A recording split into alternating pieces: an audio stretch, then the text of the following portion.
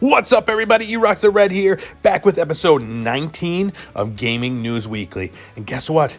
There's news again. There's things happening in the gaming world, and I'm super excited to get into it. So, as always, let's start with the new releases from last week. Still very slow release schedule. We're starting to pick up. First off, let's talk The Pillar Puzzle Escape for PlayStation 4, Xbox One, and Nintendo Switch. This is a puzzle game in the style of The Witness or Myst, where you have to solve these puzzles in this beautiful, lush world.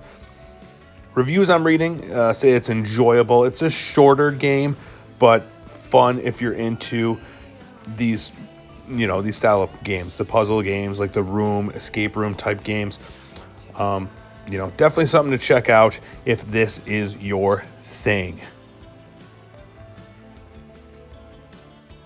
Next up, we have Scott Pilgrim vs. the World, the game, the complete edition, out for PC, PS4, Xbox One, Nintendo Switch, and Stadia.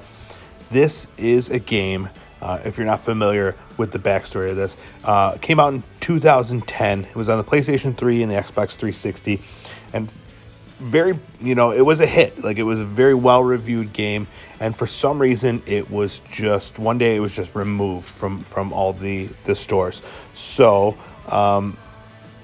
this is its return. 10 years later, we're getting the title back with all the DLC, and now it introduces online co-op. You can have up to 4 players playing at once. This is it's a 16-bit side-scrolling 2D fighter, complete with an amazing chiptune soundtrack. I'm really excited for this. I am a huge fan of the comics by Brian Lee O'Malley, and I was a very big fan of the movie. So very much looking forward to playing this game. It's currently sitting at 80 on Metacritic, so I'm hoping to get it this week. All right, and the last game I want to mention is a little game called Sunlight. Just come out for the PC on January 14th. Now, this game, it's very different from every other game. It is a story, it's a philosophical story, and it is just a calming game trying to get you to relax. And I feel like right now, just with the way the world is, this game is perfect. It's very short, but it is a vibrant, the whole world is hand painted, and like I said, it is there is a story, but it is, it's just kind of a more open story, more about getting your mind at ease.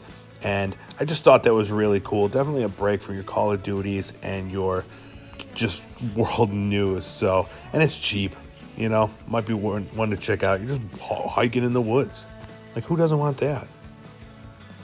All right, that's it for our new releases from last week. Let's jump into the news of the week. We had a couple of real exciting news pieces come out. The first one being Lucasfilm Games.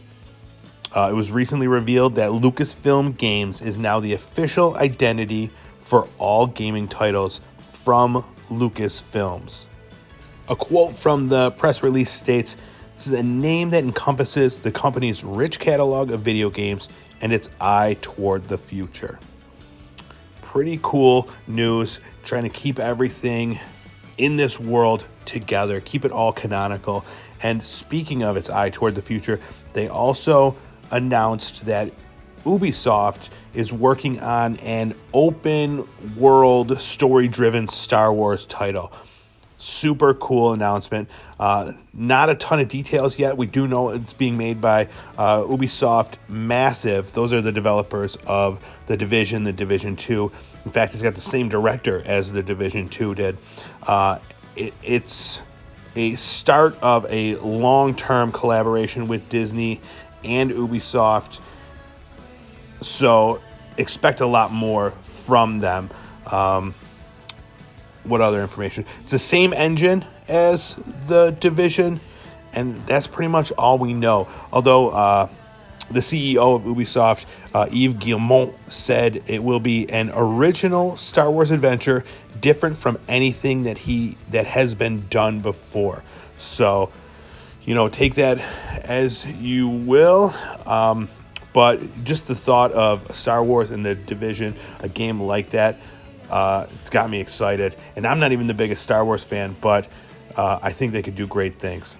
And another cool piece of information that came out of the Lucasfilm's game announcement is this little teaser for a new Indiana Jones game made by Machine Games, the guys that did Wolfenstein: The New Order. And that's pretty much it. We've got nothing else besides this little video. So people have looked and determined that it's probably set between the second and third movie in the late 30s. So lots of more Nazi punching and that sort of thing. So something to look forward to. All right, this next one is for any of you fans of platforming games or horror platforming games, because that's just what this is. Little Nightmares 2 new demo just came out for PlayStation 4, Xbox, and the Nintendo Switch. This is a sequel to the 2017 game that was critically acclaimed, did great in reviews. If you've never played it, it is currently free on PC from now until the 17th, and it's also the latest Games with Gold game on the Xbox. So you could check out the first one for free and then download the demo for the latest one. Pre-orders are now available for it, and this looks just as good as the first one did. Beautiful art style, and legitimately scary at points and unsettling with some of the art and some of the characters. Great game. I definitely recommend playing the first one, especially if you could get it for free through Epic or Games with Gold. So take a look into it. Let me know what you think in the comments. All right, and a little bit of sad news. The Harry Potter game Hogwarts Legacy announced via Twitter that it is being delayed into 2022. Basically, all they said was that they're giving the game the time it needs. Never a good sign when a game gets delayed for as long as that. This game has already been in development for quite some time, so I'm hoping that, this is just to iron out some things. I mean, it's quite the delay to say 2022, so I don't know. I'm definitely skeptical, but only time will tell, especially after getting burnt with Cyberpunk, like so many people did. It's tough, but at the same time, it's good to see that they are, getting ahead of themselves and delaying it now. So hopefully they'll make the necessary fixes and put out a great Harry Potter Hogwarts game. And speaking of Cyberpunk 2077, CD Projekt Red co-founder Marcin Iwiński released a video through his Twitter apologizing for the way that they handled the release. He said basically that they underestimated how difficult it would be to make an epic game in size and graphical nature for the PC and then port that to older gens. They said they really dropped the ball in doing so.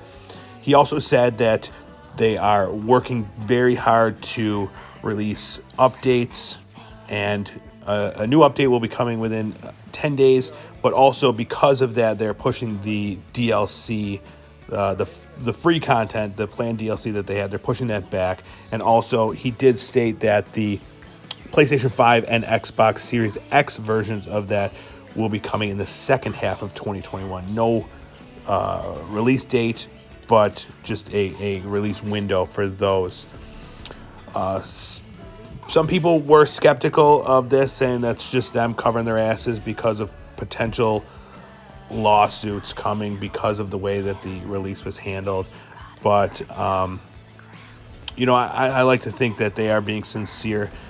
And same thing with when The Witcher was released. They did have to do a lot to come back and, get get back in the good graces of the public after that. And they did it. They created an amazing game in The Witcher 3.